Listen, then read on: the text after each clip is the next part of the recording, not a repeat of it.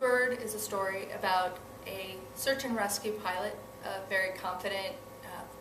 amazingly talented young woman who is called back home to her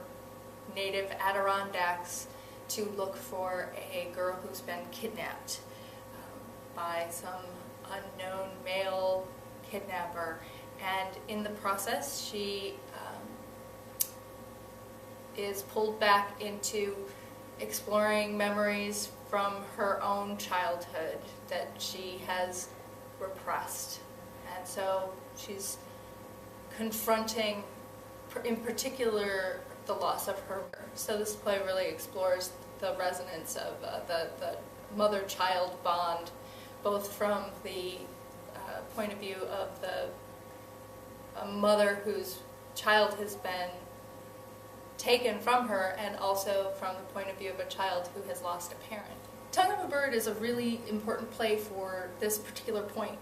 in our history, because it was written at the end of the 20th century, like in the mid to late 90s, and as a play positioned right there at the end of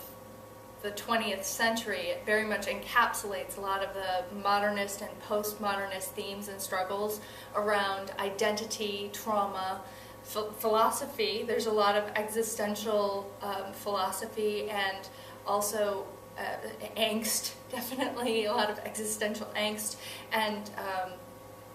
psychological, the theories of psychology are definitely being digested.